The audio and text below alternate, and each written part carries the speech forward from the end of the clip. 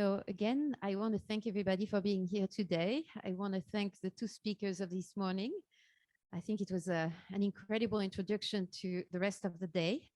I thank them very much. I want to thank the schools that send their teachers. So Jim mentioned the Glendale School, but there is also the AB Academy.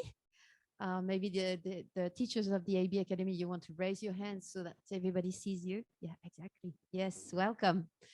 And the colleagues, the students, and of course, everybody online, nationally and internationally, because I know there are people from Europe who are here, from the Netherlands, from the language-friendly schools also. Yesterday, the whole day. Wow, that says a lot about the language-friendly schools, right?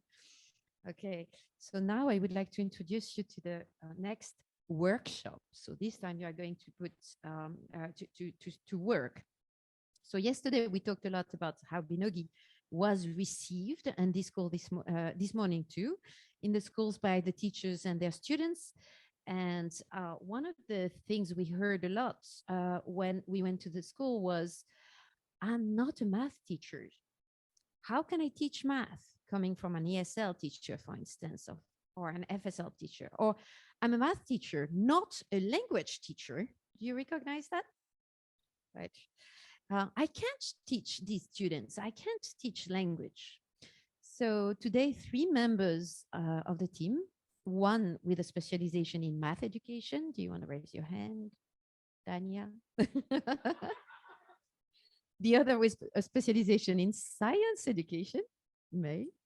And the third with a specialization in second language education are going to give you some insights into how this can be done. It's just some insight, right?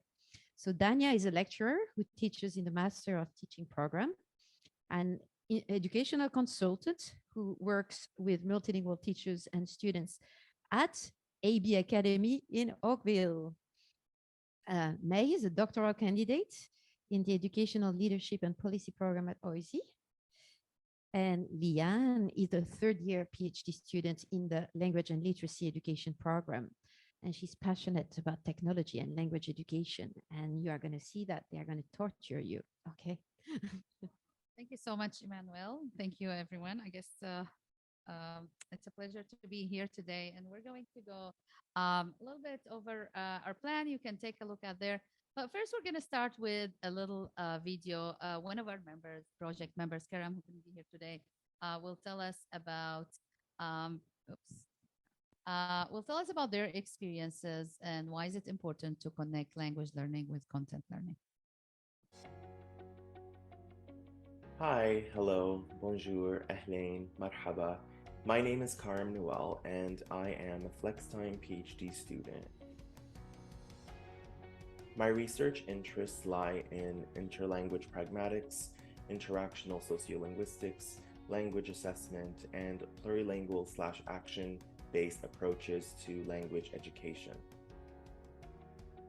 My experience as a migrant child from the Middle East who had first come to a math classroom, a science classroom, I had so much knowledge in both subjects, but I wasn't really able to showcase those. In my head, I was saying, okay, well, I know what they're talking about. I recognize some of the words, but I'm just not able to express myself. And oftentimes it appeared to, my classmates at least, that I didn't really have a good understanding of math or science, and some of them didn't even want to work with me, for a lot of the group projects. For me, really, the changing point of that experience was my teacher. I was very fortunate for me to have a grade 4, grade 5 teacher who was just so understanding and so aware. For her, she was supportive of me, putting my answers on the test in a language that I felt most comfortable in. And her approach was that, it was her job to figure out what I was saying. Things as simple as that initially really allowed me to continue until I had, a solid proficiency of the language where I felt I could start putting some of my answers in English. For me, though, this entire experience, fits what we're doing here with the Escape project. What we want to do is we want to make sure that students feel like they could succeed, that they have the tools, the means for them to succeed in what they're doing. If that's, simply like something like the use of a multilingual, multimodal, technology through all these language-friendly pedagogies coming from, the teacher, the school, the administrators, those can have a long impact on a student's experience. Today, we're going to start by getting to know you a little bit, just to get a feeling of who's in the room today. We'll touch into policy and curriculum documents and what do they tell us about language learning and content learning. I'll briefly talk about teaching math to multilingual learners. Then May will tell you about teaching science to multilingual learners, and then Leanne will show us the perspective of a foreign language or second language teacher, and then we'll end with the takeaway. So if you can grab your devices, whether your computers or your phones, and if you can either scan the QR code with your cameras, or you can go to menti.com and add the code.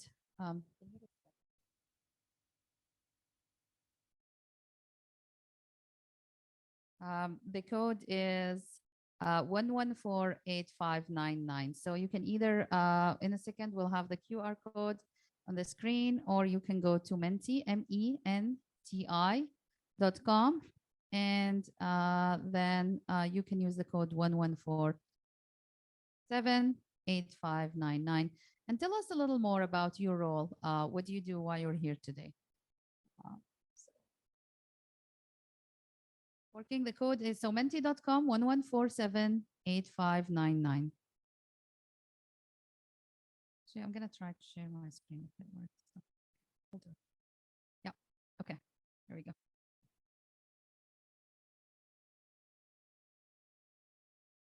Yeah.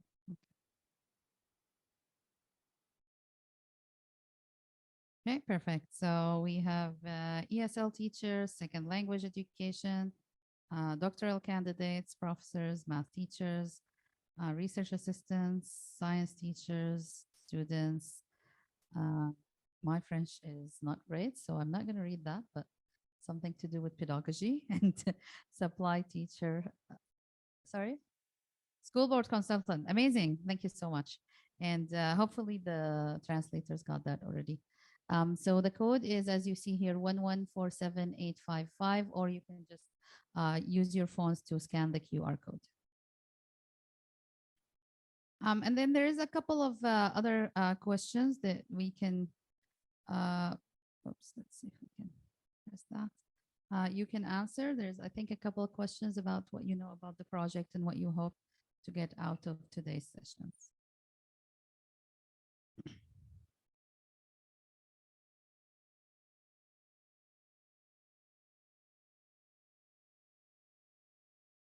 So if you can tell us briefly what you're hoping to get out of today's session. And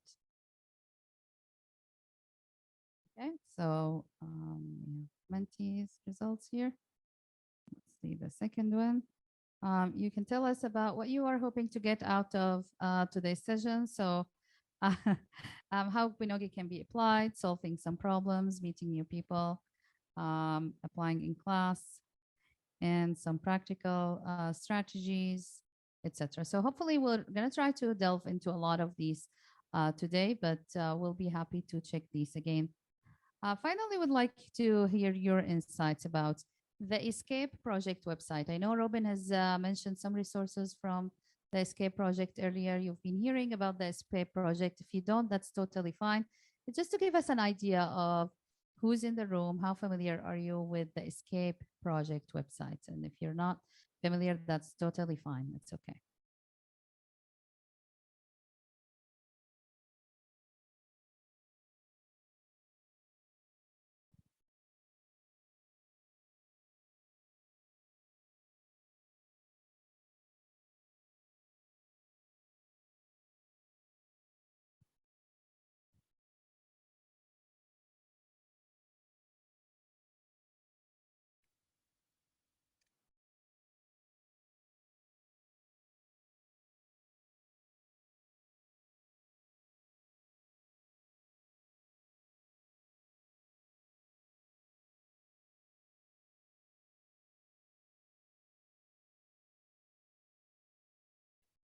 All right, so hopefully everybody got a chance to write their responses in a minute.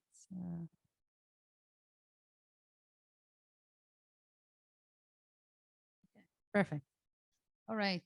Well, thank you for your patience. No matter how good you're with technology, there are always fun surprises.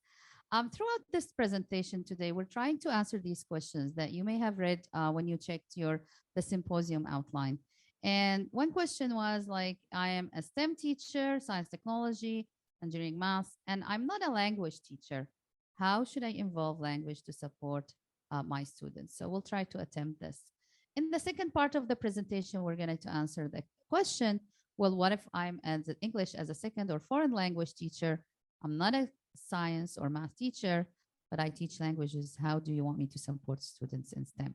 So throughout this presentation, we will revisit these questions and try to attempt to answer these questions. Okay.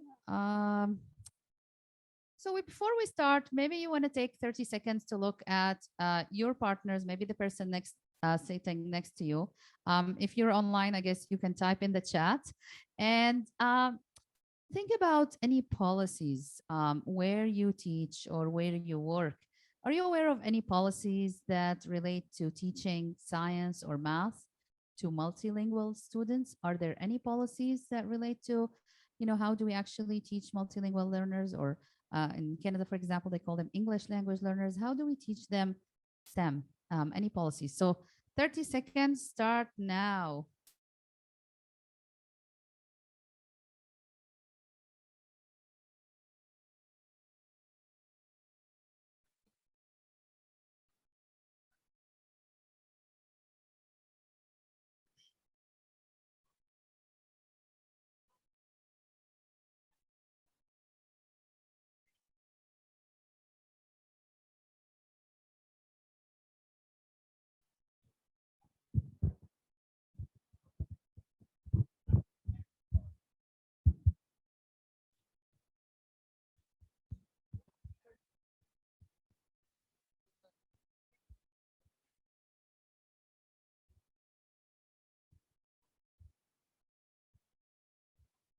All right, 15 seconds.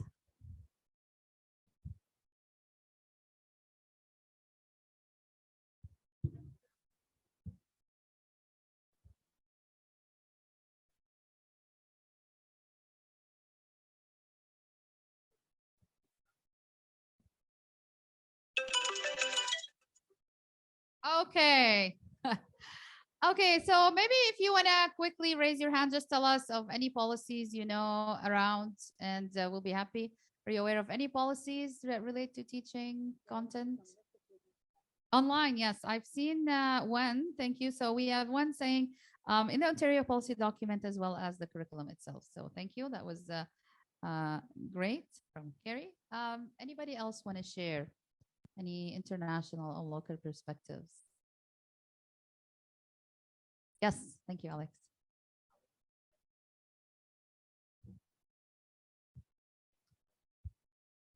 Hello, hello, can you hear me? I was not aware of the European Commission's policies around multilingualism, but yesterday through Natalie's and Jeremy's presentation, I learned about it, but I had questions about it. So that's where it is. Okay, so it's a good start. Thank you so much, Alex. Anybody else? All right, well, I'm glad you had a good chat with your colleagues. For those of you from Ontario, you may be familiar with, as mentioned in the chat, the curriculum policy documents. Especially in the new curriculum documents, we are finding more emphasis on different ways to support multilingual learners, or what we call in the policy English language learners. If I accidentally say ELLs, that's English language learners, but I'll try to stay away from acronyms. Anyway, so in the ministry documents, in any curriculum documents, say math or science, there is usually a section that tells us about how we actually accommodate multilingual learners or English language learners, help them, as well as, curriculum policy documents that are catered toward teaching English language learners in particular. And if we wanted to focus on math today and think, okay, well, the policy tell us to support multilingual learners. What are some of the things that the policy tells us, and how do we actually enact these in practice? So if you look at the new math curriculum from Ontario, it talks about working with students and their families and supporting them for the multilingual representation of mathematical concepts. In practice, we're going to give a whole session at What 20 today in relation to what we have done with families and how you can support families. So stay tuned. We'll answer that later. Another suggestion is accessing students' languages. So, for example, by using technology, accessing mathematical terminology and ways of solving problems in their fourth language. And I think yesterday and today you've been hearing a lot of examples on how teachers are doing that. Binogi.ca is a great example where it's the use of technology, there's terminology, it includes concept lists, as well as on our Escape website, we do have a lot of interactive games in different languages that students can use. Binogi also has the quizzes and lessons in multi-languages, which is really helpful. The third point, again, from the curriculum, using a variety of concrete and or digital tools to demonstrate learning in multiple languages. And again, what is really nice about the quiz feature in Binogi is that students may not have developed yet the linguistic ability, say in English or French, but maybe they can access that in Arabic.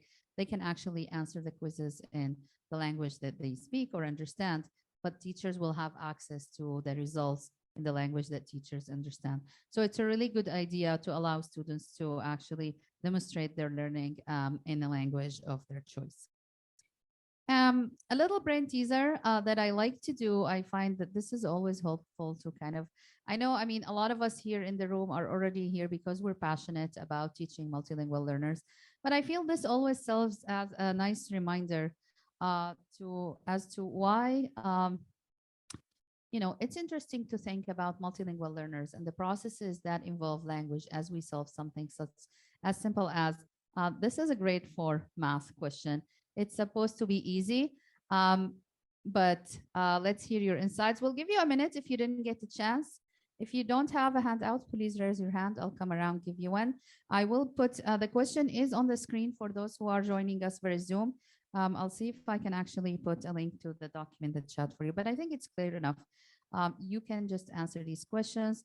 There are 3 simple arithmetic questions, simple for me, but let's see how it feels for you. And you can use the table to answer these questions. We'll hear from you in a second.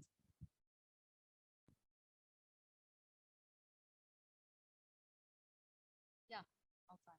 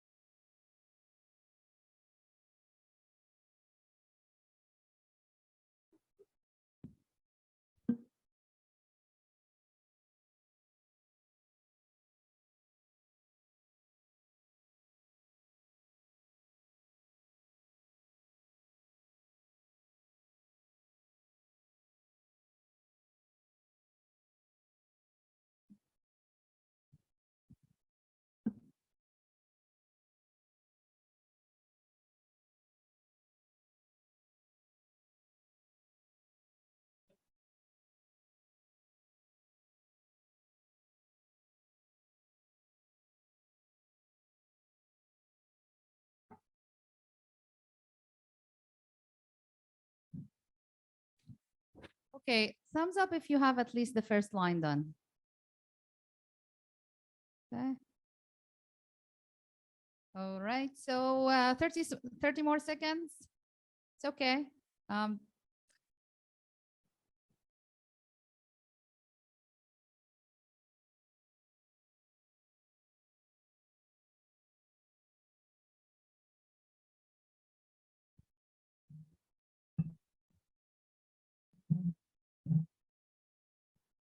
And if you finished answering, you are welcome to scan the QR code that's on the screen and go to Padlet and write your reflection. Was this too easy? Okay. Was it, did it involve multiple steps? Was it relatively similar? Maybe you are familiar with the numerical system. So you can scan those and let us know using the QR code over there.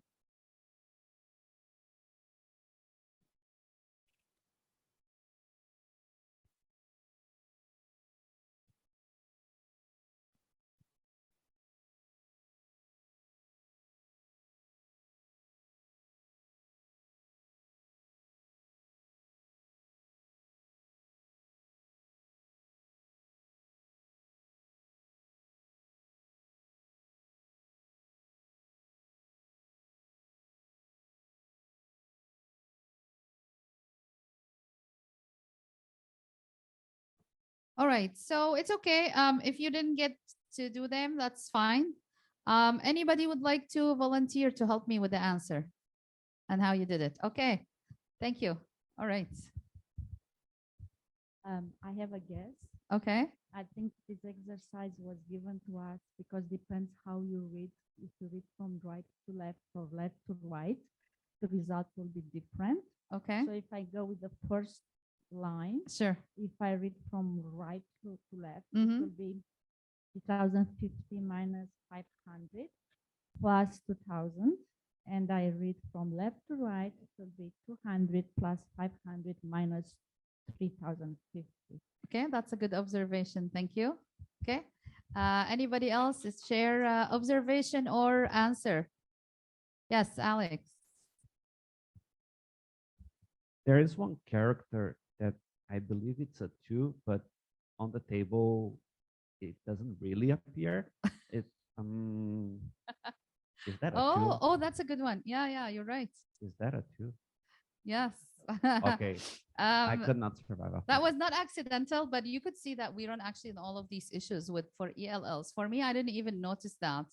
But 2 sometimes can be written like this, or sometimes can be written like, see, like this. So sometimes it's just like this. So like those ones. And sometimes it's like this.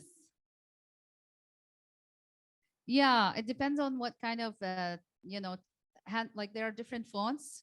So in some font, it's written like this, in some font like this. So over there, so what are some strategies that you think you may have used to solve this?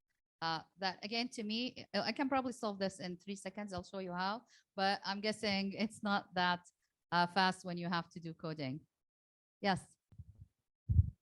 So for me, it was easy because I know Arabic.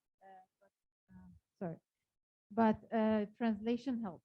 Okay. Like if you translate the numbers, and Okay. then you can do it easily. So Okay, so you kind of did it like, sorry. oh, I know how to do it because I know Arabic. Okay, so you know Arabic. Okay, good. So that was it? Would you say this was an easy or a hard question?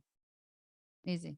Okay. You said you was grade 4, right? Yes. So I would imagine that I know they're not familiar with negative numbers. So when the colleague talked about being left to right or right to left, because one of the numbers was much bigger, the one all the way to the right, I knew that number should be the one you start with, because in the minds of a grade 4 student, you cannot subtract a big number out of a small number. Right. So yeah, those hints. Yes. And that's a good one. So for a grade 4 perspective, there is the concept of positive and negative numbers is not there yet. It's just subtracting. So it's going to be 30,500 minus 500 plus 2,000. And you may do it in that order. Yes, please go ahead. We need the mic there. Yeah. Okay. Because it was like more like a puzzle, but like if you think of like, oh, I'm getting marked on this, or this is a quiz or a test, like it would be really intimidating, and I wouldn't even want to attempt it because it would take so long to translate all the numbers into like the numbers that I recognize, and then to actually do the math, and then to translate it back into the Arabic. So I think it would be like really, really difficult as a student. I wouldn't want to even try it. Oh, okay. Interesting. Thank you for sharing your insights. Elena? Yeah. Oh, okay. Yeah, I agree. It just made me give up after the first one. Okay. All right. Thank you. So after I actually did that, I realized if it's like from the right to left, is it 30,500 or is it like 503? Because, how do I determine when I read which way? That's an excellent question. And I do have, actually, I'm going to mention that, which is really interesting. So when I flip the orientation, because luckily in Arabic and, the systems we use like in Canada or in Europe, place value, the one to the top, right is ones and then tens and then hundreds. It's the same. Even if you flip the orientation, it's simple. But a lot of times I get that question. Well, wait, you flipped, but does that mean we have to read the numbers in reverse now? Which one is the place, is the ones, and which one is the thousands? And that's a really good observation. Thank you. So I'll tell you something. try to solve them in a paper, because I know whenever I'm presenting, my brain freezes and I didn't want to do any miscalculation, but it literally took me seconds to solve, because for a grade 4 Syrian student, this is supposed to be simple math. 30,500 minus 500. Right away, they must observe that there is the 500. You just remove the 500. It's easy number. It doesn't involve a lot of calculation. So it's 30,000, and then you add 2,000 is 30,000. 32,000. Super easy if you understand the concepts and the language and you've been trained. However, if this is a new numerical system for you, you're already anxious, you're not sure what to do. I'm guessing you had to do a step by step. Maybe you had to do it kind of this way. You had to actually translate maybe first and solve. And then if you had to write the answer in the same numerical, write again. So again, a simple process that can take seconds, takes a lot. I'll try the second one. And again, now I'm more comfortable because I know this is supposed to be easy. The second one is 42,000 minus 2,000. I can easily see, I'll just take away the 2,000. So that's 40,000 minus 20,000. The answer is 20,000. So I don't know if somebody timed me, but it's, oh, plus 20,000. Yeah. Okay. Yeah, you're right. Plus. So it's 60,000. There we go. I made a mistake again. Okay. But yes, go ahead. I just wanted to say, hearing that it's super easy makes me feel really nervous because I don't find it easy. And I know we say it all the time in class, just to reassure our students. And I think it's like counterproductive. Thank you for that. And that's exactly my point, is that just because I feel that this is super easy for me, because I'm a math teacher and I've done it so many times, doesn't mean it's going to be super easy for someone who's just learning this in grade 4, even in their own language. Add the layer of a different language and that adds multiple, So I think it's really nice sometimes to kind of remember the perspective of students. Thank you so much for that. There's so much involved in the process. And the reason we do this is just a reminder, again, something as simple as, for me, again, simple as arithmetic, addition, subtraction. We've been learning that since grade 1. It becomes complex with just some changing of orientation. Add some word problem, add some word to it, and then the issue requires more computation. So I wanted to share this, and thank you so much to the person in the back who mentioned place value in the Arabic numerical system. It's the same as in Western countries, but not in all countries. And so this is from a grade 4 Syrian curriculum, introducing ones, tens, hundreds, thousands, and 10,000s. Now, in the Syrian curriculum, they use these numbers up until grade 4. And then I think recently, in the past, 10 to 15 years, they've switched to, in older grades, using these numbers, so just that students have kind of international competencies, or they can actually easily move through the systems. And so you see, for a student coming, say, for example, to Syria, if they've learned these numbers and they haven't been introduced to these ones, there's coding involved. If you're switching from right to left, left to right, they may have the same question that you had. Is the base 10 still the same? Do we got our ones at the very end from the right and millions at the far left, or do we flip it when we flip the direction? What's interesting is I urge you to check out Binogi. They have actually some interesting videos about numerical systems. So even as a teacher, I find this is interesting to explore. For example, we use the base 10 system, which is there, but they also talk about the Mayan numbers and how they use a different base.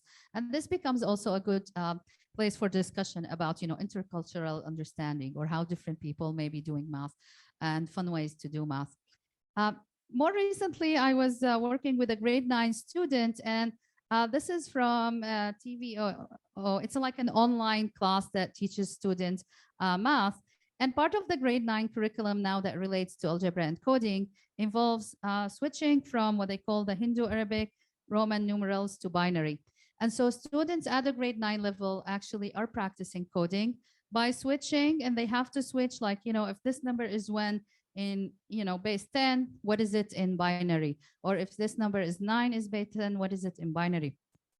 The reason I share this is I feel that this computational process that is taught in grade 9 as part of the coding curriculum is usually done by students, and we have already done it when we actually had to switch from one language to another. So we really need to appreciate the complexity and the processes that students go through as they are trying to solve simple questions from our perspectives, and how sometimes that really involves different layer or complex layers of thinking, which allow us to be more understanding and more accommodating when we understand and develop more empathy, the complexity of their thinking and the flexibility. In the meanwhile, they may be actually developing really higher level skills as they learn how to code or do math in a different language. So to summarize, what we've been doing is working with teachers. We've done these similar math problems with both in-service and pre-service teachers, current teachers, and future teachers. And what we found that it's really important to provide visuals. As you see, the visual that I provided what made it possible for you to solve. But even checking and making sure they're clear, it actually escaped me that two can be written in two different ways in Arabic, which is really interesting. And sometimes students may make mistakes and we don't catch it. And we're like, this is so simple. Why are they not getting it? We may not even realize that actually in the process, there was additional accommodation that we could have provided that we didn't, which caused students to make a mistake. Accommodate learners with translation tools. I know it sounds easy, but I've heard it from so many teachers saying, oh, I don't know, can I use Google Translate? I feel like cheating. And, we really need to actually be proactive and to provide tools like Binogi or translators or etc. to support learners. Some students will hesitate, they will not answer, and then they will just think that they're not good enough. Appreciate the steps required to a simple question, like I mentioned. I feel the process that involves, going from one language to another is probably equivalent to what is in the math curriculum for grade 9 in terms of coding. Take the time to learn about your students and their funds of knowledge. I think, I know someone really appreciated yesterday a comment, I think when you were talking about France, when we talked about some of the Syrian students, that even though they came, their language still developing, but their math was strong. Appreciating, the knowledges that students come with, appreciating the different ways of learning and taking the time to learn from them and about their curriculum. Anything else you want to share before we switch to science? Any additional insights or tips or any comments that you feel has helped you with teaching math to multilingual learners? Yes, go ahead. I kind of realized that I did the math correct, but I coded it wrong. So my answers were wrong. So I think like as a teacher, if you're seeing like a student make mistakes, you may not realize that it's because they're translating their math or their science or whatever it is. And so you might think like the content is you're not delivering it well enough, but it's not about the content. It's more about like they need help in like actually getting, like they know the right answer. They just need to give it to you. So communicating it, which is really good. Again, Binogi, helps with that. Sometimes, students may not show us what they know. It doesn't mean that they don't know. We need to find the tools and be creative in order for them to be able to show us. Well, thank you so much. I'm going to invite now Mai to tell us about, the perspective of the science teacher. So I kind of presented the math teacher and issues when teaching math to multilingual learners. Now Mai is going to talk to us about science.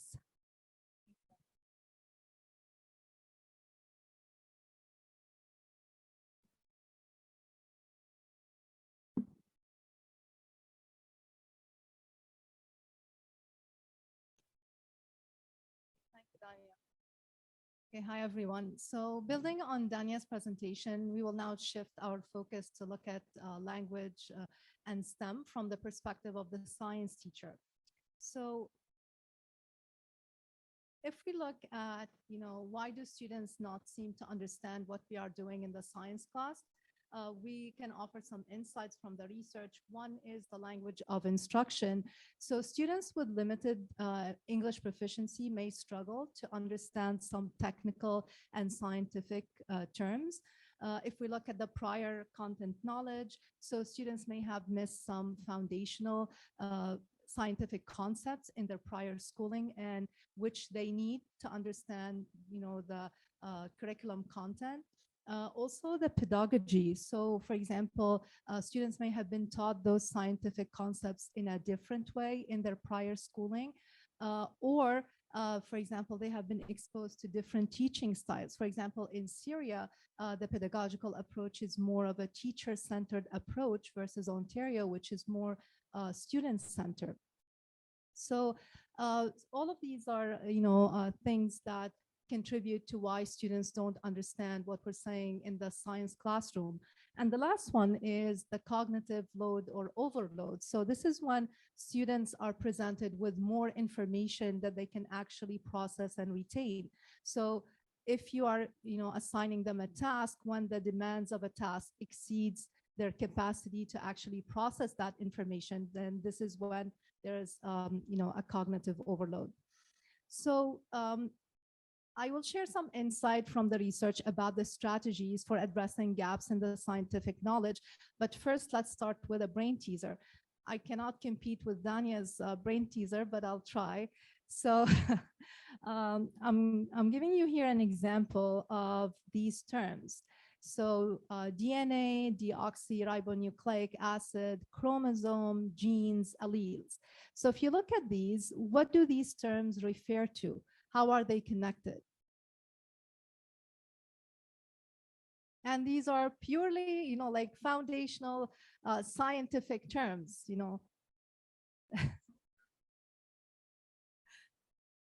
Well,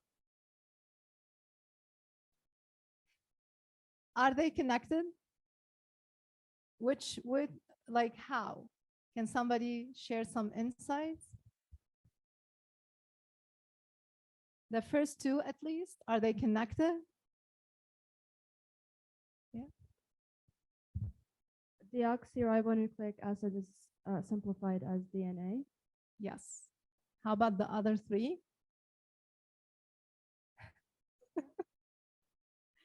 Sorry, didn't mean to put you on the spot. Anyone else? Okay, let's move to the next. Wait. Okay, I think I'm gonna say what everybody's thinking. Okay. They're all related, but I don't know exactly the difference of each one of them, between each one of them. Sounds good. You need a round of applause. So this is correct.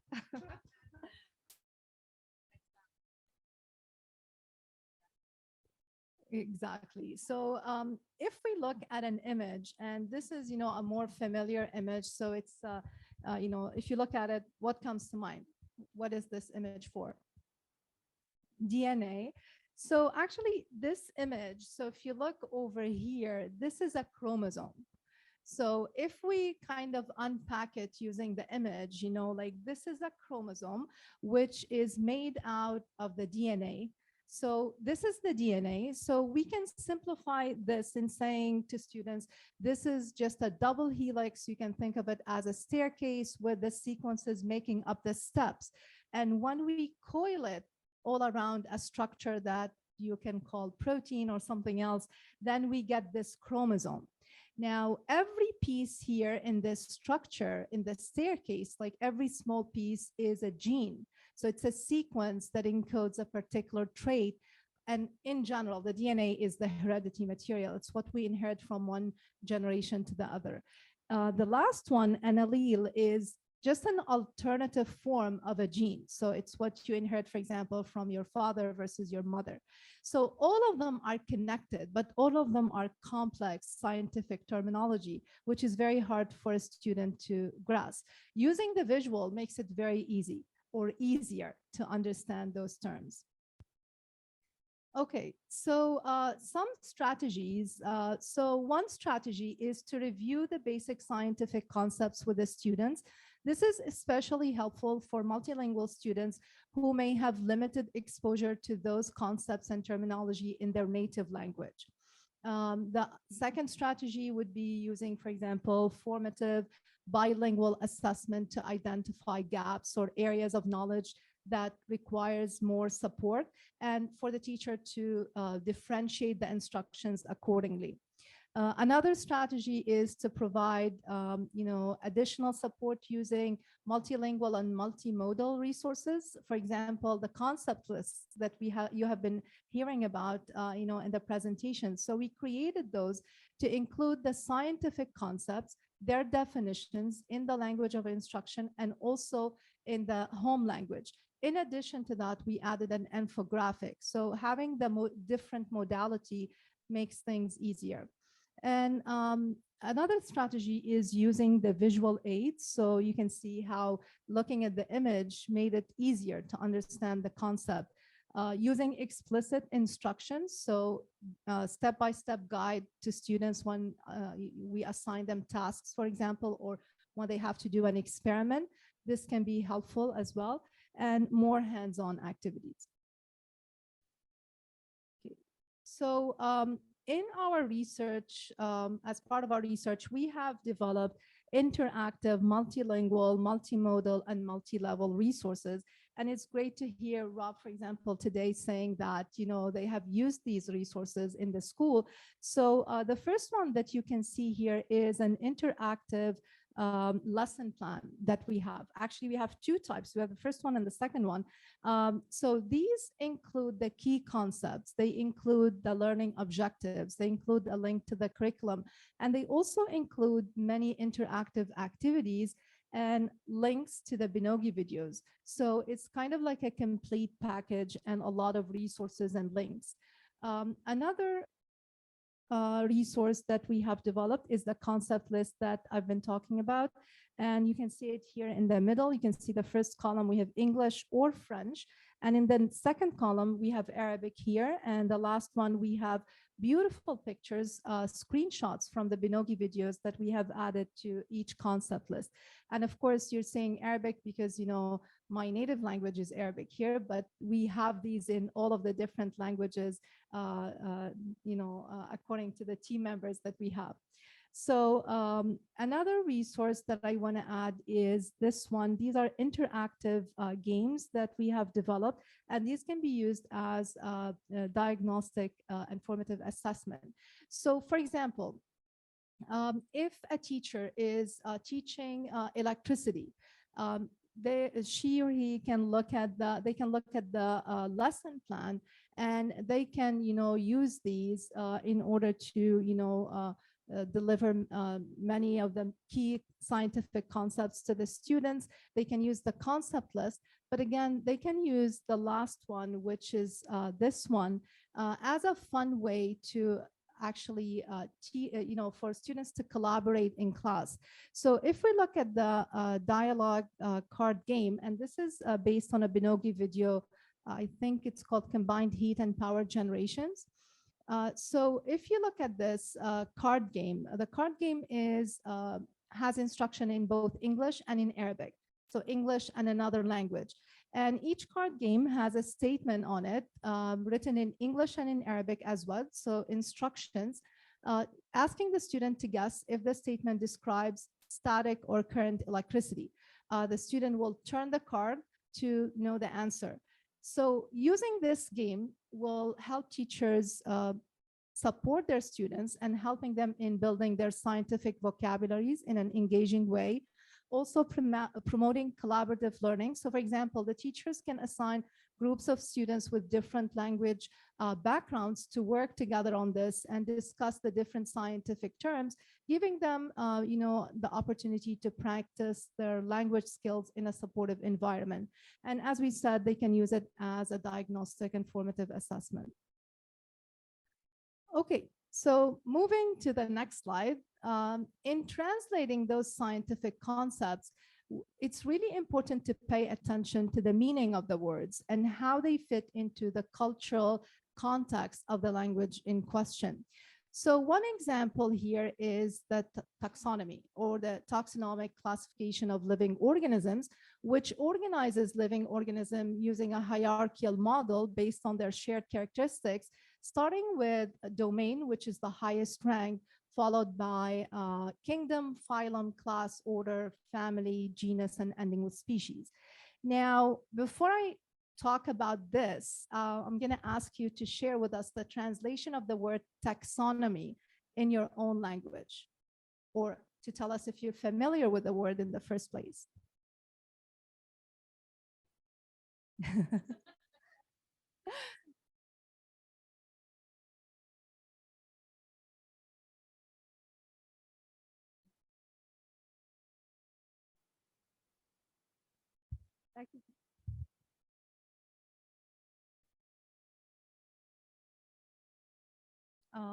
maybe the chat.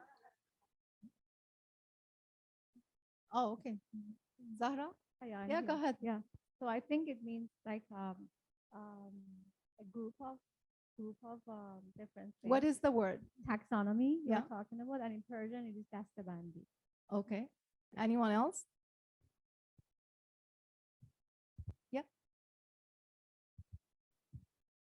Taxonomy. Okay, French. that's easy. Yes. Well, we're gonna ask, okay. Anyone else? How about, yeah? So in Mandarin, we have the one translated into 术语. Okay. Yeah, so it's a completely different. How about in Arabic? Yeah. Well, I'm asking the teachers in the room. So before I give the answer, anyone? I just read it like it's علم التصنيف, but I don't know, like Okay. it doesn't even make sense for me, like in Arabic or in English. Like Yeah. both are new words. And that's what we're going to talk about next. So yeah, it's called tasnif in Arabic. So if you look, for example, at the words here, so we said that the concept of the sub-concept of family is one of the, classification. If the concept of family in Arabic, for example, means, or it's read al-fasila, which if we were to translate back into English, it means platoon. It doesn't mean family. If you look at the sub-concept of order, it means in Arabic, or it's pronounced, or the word for it in Arabic is called ar-rutba, which if we were to translate that back into English, it means rank. So it has nothing to do with the word order. So you can see here that it's really very important to look at how the word appears in the specific curriculum, for example, of the country we're looking at. And it's not just a direct translation. And we have discovered this from just going through the different curricula of the different countries, for example, the Syrian curriculum, to identify these words. Now, another example is the word virus. I'm assuming everybody knows what a virus is, yeah? Okay, so if you look at the word in Arabic, it's called virus, which is a borrowed term. So this particular term is pronounced the same, but written in Arabic words. So some of the tips here is to basically, when translating those scientific concepts, is to pay attention to the meaning of the word and how they fit into the cultural context of the language in question, and to encourage students to think about them in their own language and provide them with friendly explanation, provide students with simplified, friendly explanations. And that's what we try to do in the concept list. So these definitions were simplified. They were not just the complex scientific explanations that you would find when you do a Google search. So the next thing we will talk about is we're going to talk about the case of one student, Noor, and you have heard this in the beautiful video we watched earlier in Rob's presentation from Ms. Kakar's class. So I will focus a little bit on this case because we did spend a lot of time with Noor in the classroom, and we are calling the student Noor. That's not her real name. So it's a very interesting case. I will focus on it just a little bit. So the case of Noor is similar to students who have received some form of education in science, but they're struggling to understand the material in the classroom. So addressing such challenges is critical to allow those students to actually succeed in STEM subjects. So Noor is a Syrian student. She recently came to Canada. At the time of our visit, she had been in Canada for only 2 months. She speaks Arabic. She was a refugee in Lebanon for 5 years and had some interruptions in her studies, especially for a few months before or during her preparation to come to Canada. Noor received some form of education in math and science in Syria and also in Lebanon. However, she struggles to understand the language of instruction. She cannot comprehend what her teacher is saying, and also she's having a hard time understanding the scientific concepts. So what did her teacher do to support her? Actually, that was very interesting. You might have picked up on those strategies from the video that we watched earlier. So one strategy was the peer support, which provided her an opportunity and others for reciprocal learning and also building a sense of belonging. So the teacher paired Noor with another Arabic-speaking student, we're calling her Layla, who helped translate the teacher's instructions to her in her own language, and also, helped her with the tasks that were assigned to them.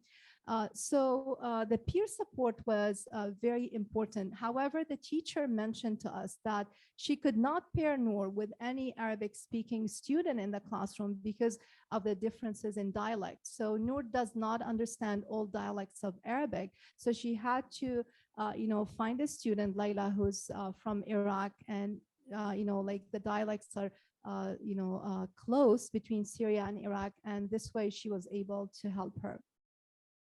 The second strategy was using the multilingual and digital resource, the Binogi videos. So the teacher basically would assign her a Binogi video that aligns with what they were covering in the classroom. However, it's appropriate to her level of content knowledge. And that also helped her because Noor listened to the video in Arabic and also read the subtitles in Arabic. Now, the third one was the reinforced learning through multiple exposures and the use of formative assessment. So basically, Noor, and we watched her do that, watched the video more than once. So she would watch the videos 2 or 3 times and then do the quizzes. She also did the quizzes in Arabic. So she read the quizzes and did them in Arabic, and that also helped her, understand the concepts better. So next, I'm going to talk a little bit about curriculum comparison between countries and what we have done. So in our research, we compared curricula across countries, and we looked at the similarities and differences and how the scientific concepts are taught and learned across different educational systems. So this provided a lot of insights also into the pedagogical approaches in those countries. So how could teachers use this information? Well, curriculum comparison can be very valuable to teachers in supporting their students in several ways. For example, looking at similarities and differences can help teachers identify gaps, potential gaps in their students' prior knowledge. It can help them design their lessons and provide differentiated instructions. It can also help teachers understand cultural differences in how, for example, those scientific concepts are taught and learned in, the country where the student is coming from. The example for here, Ontario and Syria, when we compared the 2 curriculum, for example, we found out that Syrian students have strong foundation in basic math and science concepts if they did not have interruptions in their schooling. However, all of the concepts are taught in Arabic, which, as you can see from Dania's brain teaser, it's not easy, to switch between, one's own language and English. So this comparison showed us that they do have a strong background in math and science. However, most of those terms are, taught and learned in Arabic. The next thing I'm going to talk about is I'm just going to tell you a little bit about our international curriculum comparison page on the website and what we have done. I would invite you to scan the QR code or, type in the link to look at that page. You can also go to the Escape Projects website and click on curriculum, and you can find that page over there. So in our research, what we have done is we analyzed grades 6 to 9 science curricula for 11 countries, including Syria, Afghanistan, China, Iran, India, Egypt, Iraq, Lebanon, Pakistan, South Korea, and Jordan. We compared those curricula to Ontario, one of the provinces in Canada, And what we have done is we have identified similarities and differences between the science curricula in terms of curriculum organization, the language of instructions. We also looked at the curriculum content and pedagogical approaches. In addition to that, we looked at assessment and assessment examples. So for each of those categories, we collected original documents, curriculum documents, and also textbooks. And from those documents, we created resources to highlight those similarities and differences, and to highlight the topics covered, the pedagogical approaches. And we have added all of those to the Escape website. Providing teachers, families with resources to kind of, look at the different curricula and identify, and also either for support in teaching and learning, or just to see the similarities and differences. Okay, so as a takeaway, addressing the gaps in content knowledge is really critical to ensuring all students have the opportunity to succeed in the science classroom. And as a takeaway, also teachers can use a variety of strategies and resources to support their students.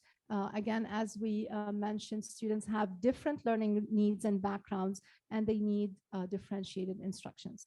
And I'll stop here and pass it on to my colleagues, Leanne, to continue.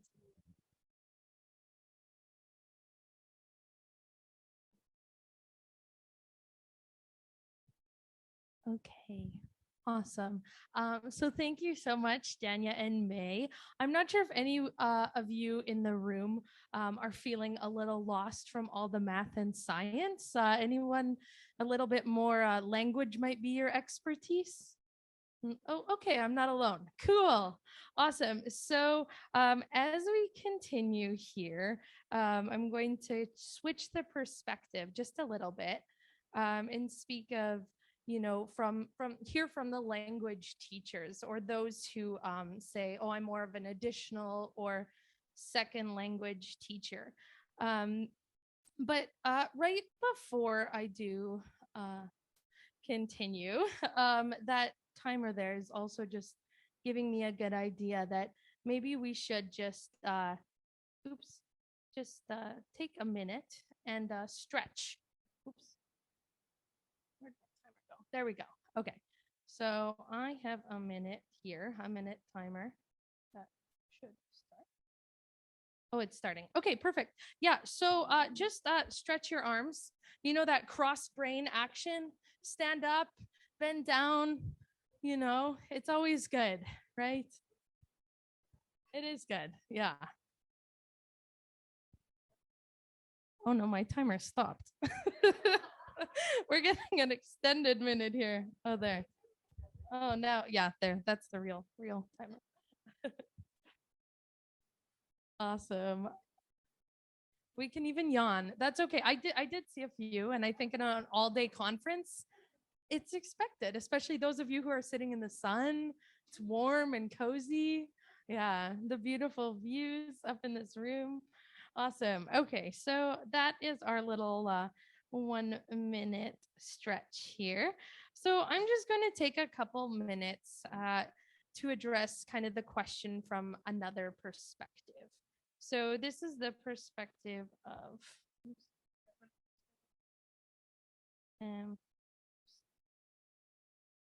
so the perspective of a second language teacher, right? So we heard, if I'm a STEM teacher, how do I support my students in language? But what about from the other way? If you're an English or French as a second language teacher, how can I support my students in STEM? So we cannot teach language without content, right? We would be left with nothing. And so a simple way, in a sense, is to look at the idea that we can integrate our content objectives with our language objectives and create objectives together. And so as language teachers, it's essential that we identify content objectives to work with our students. in their book, Big Ideas for Expanding Minds, Teaching English Language Learners Across the Curriculum, Cummins and Early described that intentional and explicit teaching of academic language needs to be seamlessly integrated with teaching of academic content. And so there are different ways to do this, but on the screen here, I have one example of a structure to create language and content objectives together. So first, choosing an action verb, usually from Bloom's taxonomy of learning, linking that objective to content. So in this case, some STEM, science or math content, adding language function or language objective, and then scaffolding or describing how the students are going to be able to do that. And so we're gonna look here at a few challenges that arose during the project, including that the grade level STEM concepts are complex, or video content is too long to keep students' attention, or integrating technology is time consuming.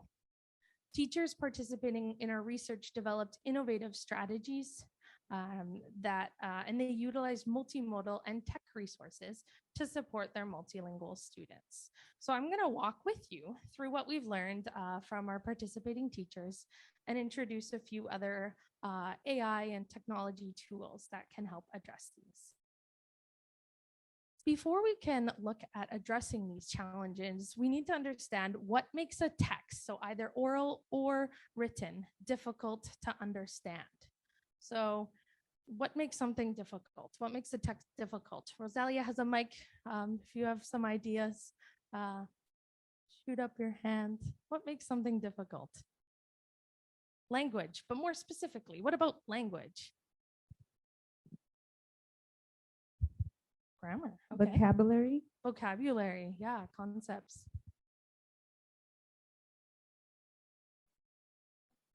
Right. Okay. Yeah. Like so a specific content area. Yeah. Yeah. Background knowledge, prior knowledge, that context. The length. Okay. Maybe too long, maybe even just too short, not enough context. Yeah. For sure. Implicit assumptions. I also see in the chat, no background knowledge, syntax, meanings. Traditional habits at home. Okay. Yeah, that's awesome. And then pronunciation I see online as well. So there are lots of different aspects that make a text different to understand. And it's important as educators that we know kind of what makes the text challenging. So more from a language perspective, I wanted to look at the Binogi video. I'm looking at the Binogi transcript from the video biodiversity. So I'm gonna just stick in the chat a link, and then you can also scan that QR code to be able to look at it yourself. But I want you to be able to kind of look at the transcript as well. So, am I wrong?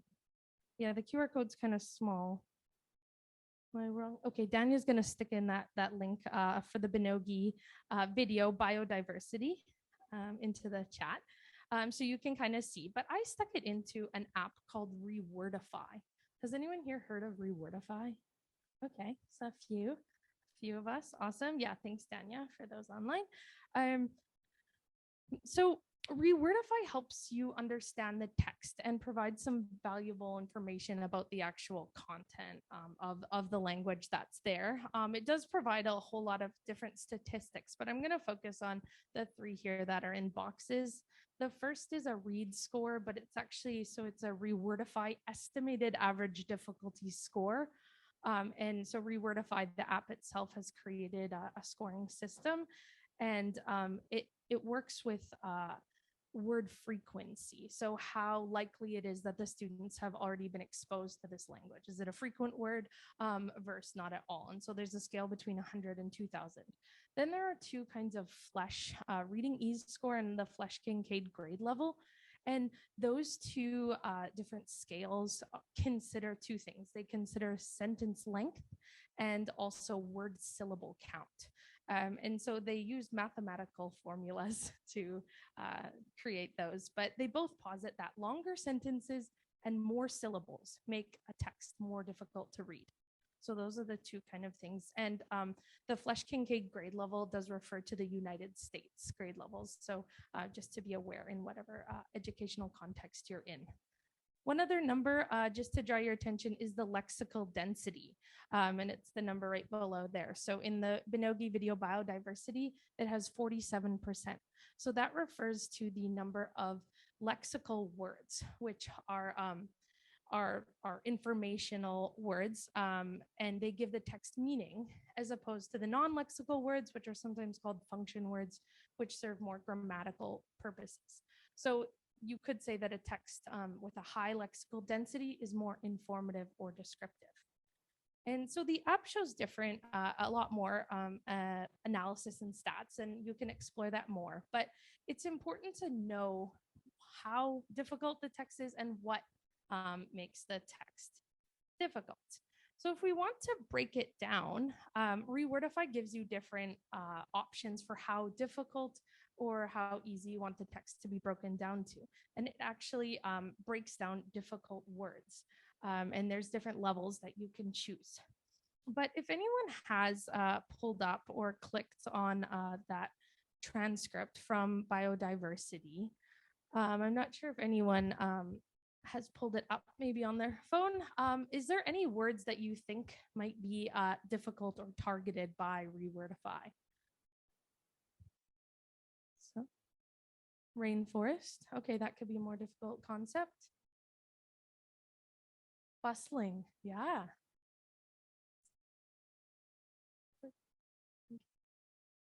Oh, even trekking right at the beginning. Says Lena is invertebrate species. Okay, so we're already picking up quite a few concepts that could be considered challenging. And Binogi on its own website does identify scientific concepts, but they don't have a concept list for other words that might be challenging. They're not related to the actual science or math content, but they are challenging words. And so Rewordify looks at the text as a whole, and will highlight in yellow and then find synonyms or descriptions for those challenging words. So it helps you pick out the concepts that are really challenging. So you can see here that it has highlighted. So at the beginning, I know it's really small for those of you in the room here, but at the beginning it said trekking and it changed that to traveling. Traveling is a more frequently seen word.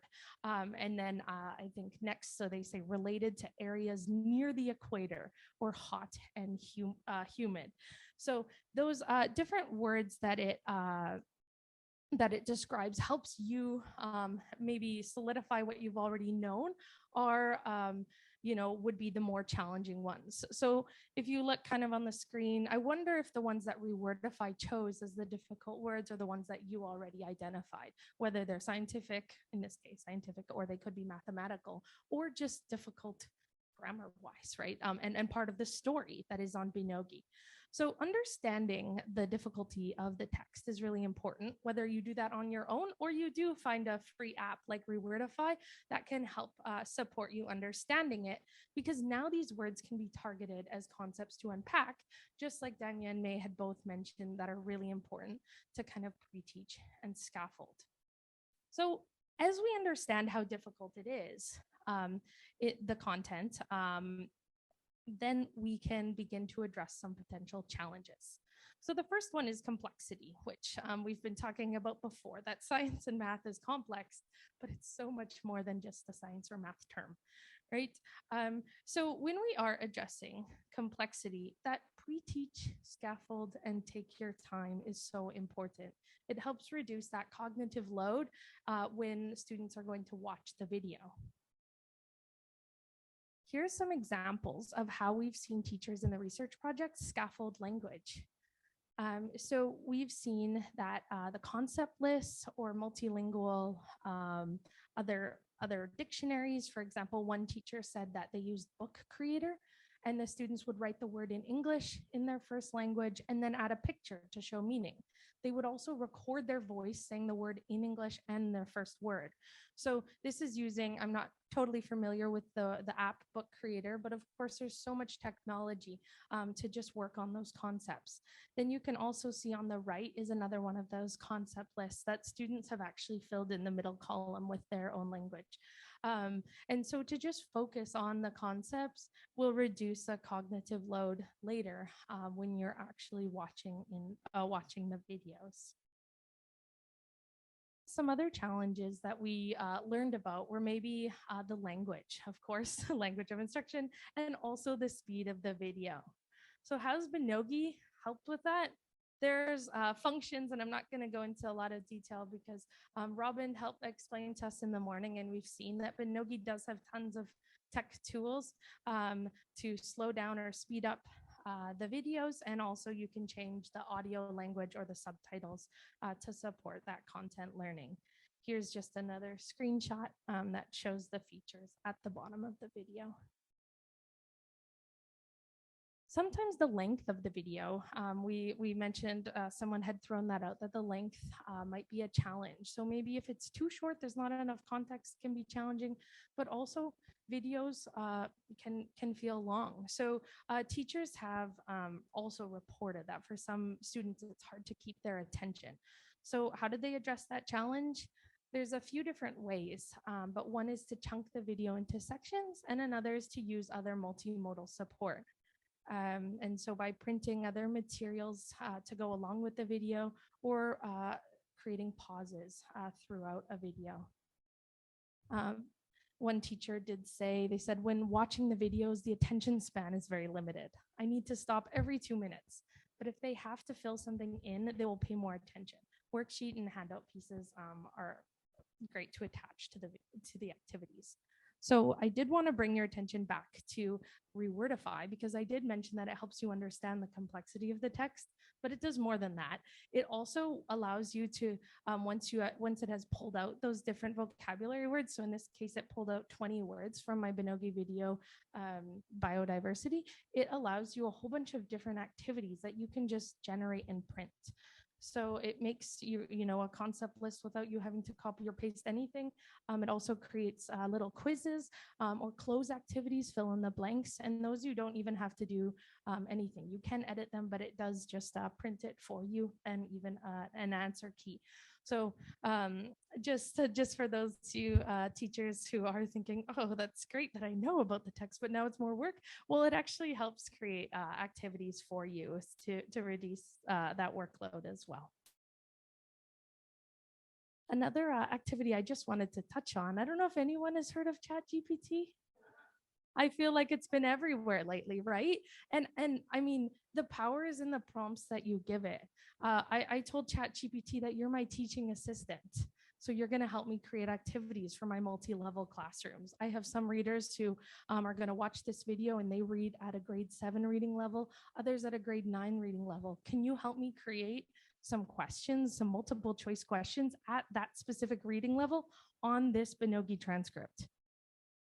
And voila, in 20 seconds, I have my questions, right? And of course, this is a language learning model. It does use probability and it's not always perfect, but it is another tech tool that can help us as educators just create more activities for our learners. We have different learners with diverse needs.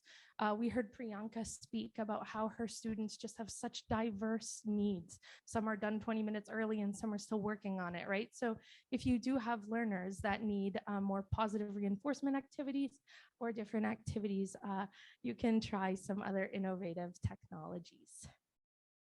One last app that I did want to show you is called Edpuzzle. And because sometimes the videos are too complex even at a slow speed. When you're playing it with your class, if you're watching a Binogi video together, you can pause it and allow that comprehension time.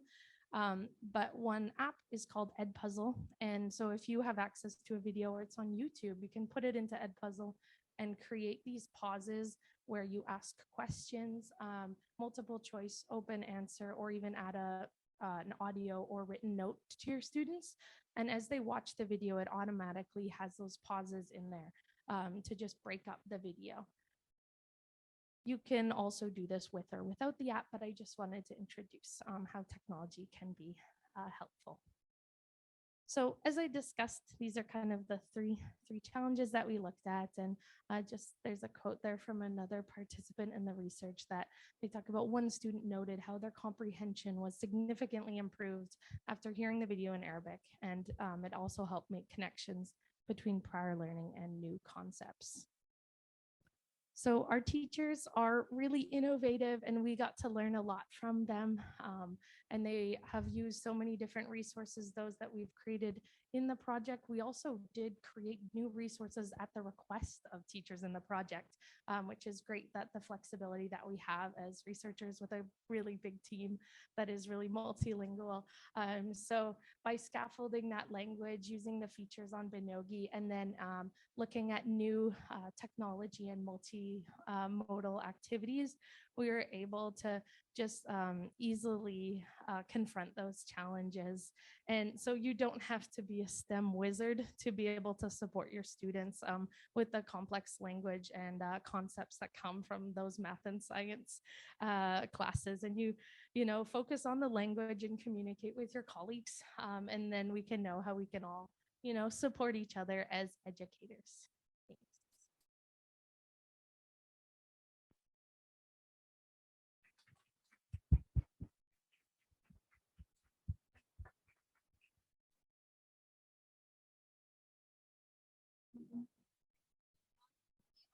The board, the Menti code, if you would like to take a minute before we break to kind of tell us about some key aways from today. So you could either answer this question, why do ESL, FSL, and STEM teachers need each other, or any key takeaways from today's session. Again, if you want to go to menti.com, the code is 37237502. So it's on the screen in the white box, 37237502, or you can scan the QR code. It'll be really nice to wrap up with your ideas. Thank you so much, Mai, Dania, Leanne. I feel like if I had these teachers when I was in school, I would really have been a brilliant student in STEM, which I was not, obviously. Okay, so of course, it has been way longer than what it should have been. So, and we need to eat here. So I'm taking a very important decision right now. We will start at 1:30 instead of starting at 1. For those who are in Europe, it means that we will start again in 40 minutes. And for those who are in the room, we have 40 minutes to chat, to eat, and to do whatever we need before we come back. And we'll start exactly at 1:30 with exactly the same program, which means that we will finish at 3:30 instead of 3. Okay. So, yeah, have a good lunch.